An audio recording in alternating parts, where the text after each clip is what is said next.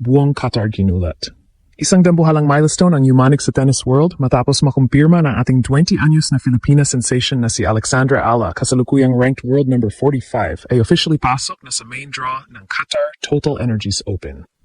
Ito ay isang WTA 1000 powerhouse na punong-puno ng Grand Slam champions gaya ni Iga Swiatek, Elena Rybakina at Coco Gauff. Boom! Ang shock factor? Mula sa replacement spot, matapos mag-withdraw ni Veronica Kudermetova, diretso si Alex sa pinakamalaking stage. No qualifiers, no sidelines, straight main draw entry para sa unang beses sa kanyang career sa ganitong level. Ang online buzz? Fans are exploding with pride. Ramdamang rush of disbelief at excitement. Lahat ay hyped na makikipagsabayan ng ating pambato sa mga elite sa Doha courts. Hihimayin natin ang momentum ni Alex. Matapos ang gut-wrenching Australian Open exit at ang epic Abu Dhabi run, kung saan nagpakita siya ng milagrong comeback versus Sasnovich at matinding tapang versus Alexandrova, ang kanyang pag-akyat ay unstoppable. Yung struggle, rising star versus the absolute top tier. Haharapin niya ang posibleng matchups laban sa dominance ni world number 1 Swiatek, ang serve bombs ni Rybakina, at ang all-court game ni Gauff. Fans feel the nerves, yung kaba na baka overwhelming ang field, pero ang kanyang top 50 breakthrough at viral comebacks ang nag-shift ng vibes to pure belief. Ramdam ng lahat na hindi lang siya basta kasali, siya ay nakikipag-compete bit-bit ang bandila ng Pilipinas sa disyerto. Nayanig ang WTA 1000 hierarchy dahil sa Southeast Asian underdog na ito na nakakuha ng direct access sa elite company. Ini-inspire ni Alex ang mga batang players sa Asia na mangarap ng gising sa gitna ng Euro-American dominance. Inasahan na ang OFW Energy sa Qatar ay gagawing Pinoy party ang Doha Stadium. Online, the surge is electric. Admiration para sa kanyang pag-akyat mula qualifiers tungo sa main draw luxury, positioning her as Asia's beacon para sa mga historic breakthroughs. At the core, Pinoy pride detonates. Mula sa AO heartbreak tungo sa Qatar legacy push na ito, muling pinagkakaisa ni Alex ang nasyon. Turning setbacks into Grand Slam fuel, embodying the spirit of from loss to hope. Ang collective high, waves of inspiration at unity sa ating journey. Ang tournament ay magaganap simula 8-1-14. Draw reveal at first round action na. Laban Alex. Buong mundo ang nanonood. Buong Qatar ginulat. Hindi lang basta swerte, kundi isang ganap na history in the making ang nagaganap ngayon sa Doha. Ang ating Pinoy pride na si Alex Iala, opisyal ng pasok sa main draw ng Qatar Total Energies Open, ang dambuhalang WTA 1000 tournament kung saan nagtitipon-tipon ang mga reyna ng tennis gaya ni Iga Swiatek at Coco Gauff. Sa videong ito, hihimayin natin ang shock factor kung paano nakuha ni Alex ang direct entry na ito nang hindi na dumadaan sa madugong qualifiers. Ito na nga ba ang hudyat na kinatatakutan ng world elite, ang dambuhalang pag-akyat ng ating 20 anyos na Filipina sensation? Tutok lang dahil ilalantad namin ang The Doha Blueprint. Paano nga ba gagamitin ni Alex ang kanyang momentum mula sa Abu Dhabi para tapatan ang serve bombs ng mga Grand Slam champions? Hihimayin din natin ang mental steel ni Alex. Mula sa pagiging replacement spot tungo sa pagiging the most dangerous underdog sa Qatar.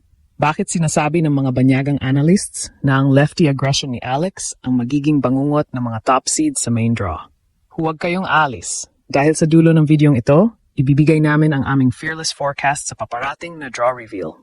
Sino ang dapat iwasan at sino ang kayang itumba ni Alex sa first round? At ano ang magiging epekto nito sa kanyang world ranking na kasalukuyang nasa skyrocket mode?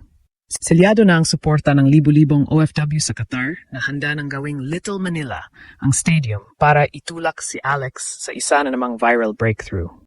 Mula sa heartbreak ng Australian Open tungo sa main draw luxury na ito, muling pinatunayan ni Alex na ang pusong Pinoy ay hindi sumusuko.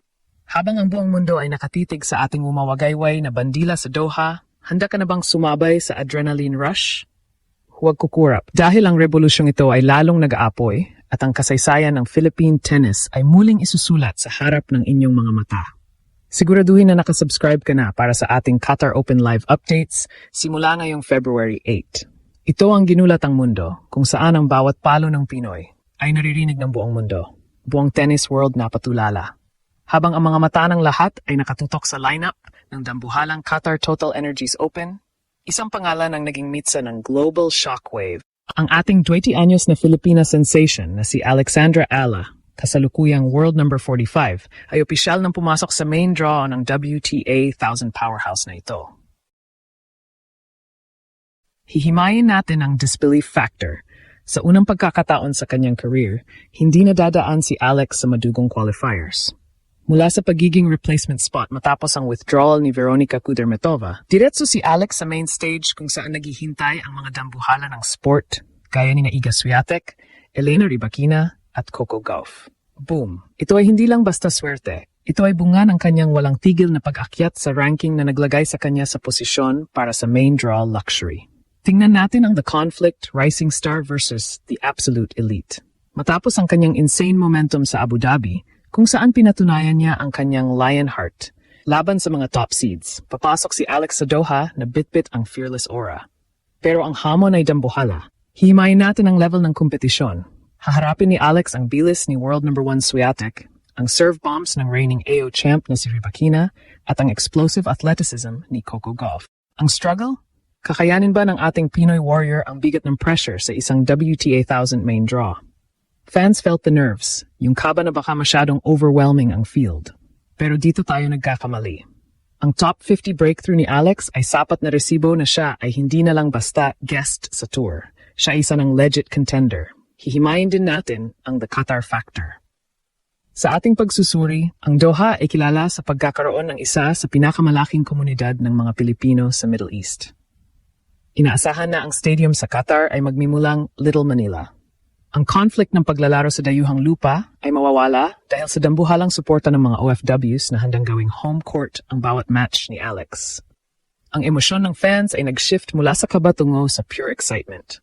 Nakita natin sa Abu Dhabi kung paano ginamit ni Alex ang crowd energy para baligtarin ang mga laban, at sa Doha, inaasahan ng isang viral fan explosion na yayanig sa WTA hierarchy. Ang opinyon ng mga scouts. Ayala's direct entry into a WTA 1000 is the final signal that Asian tennis has a new queen. Ang global impact nito ay selyado na. Ang buong tennis world ay stunned sa bilis ng pag-unlad ng ating pambato. Mula sa qualifier spots tungo sa main draw, binibigyan ni Alex ng inspirasyon ang bawat batang atleta sa Asia na ang pangarap ay kayang abutin basta may tamang disiplina at tapang. Online, ang chatter ay electric. Waves of admiration para sa kanyang resilience at excitement para sa paparating na draw reveal. Mula sa heartbreak ng Australian Open tungo sa Qatar legacy push na ito, ginawa ni Alex na panggatong ang bawat setback para sa kanyang Grand Slam goals. Habang papalapit ang February 8th, ang bawat Pinoy ay nakahawak na sa kanilang mga upuan. Ang revolusyon ng Philippine tennis ay hindi na mapipigilan. Handa na ba kayo para sa Doha Showdown? Dahil ang ating reyna ay handa ng sumabak sa pinakamalaking giit ng kanyang buhay.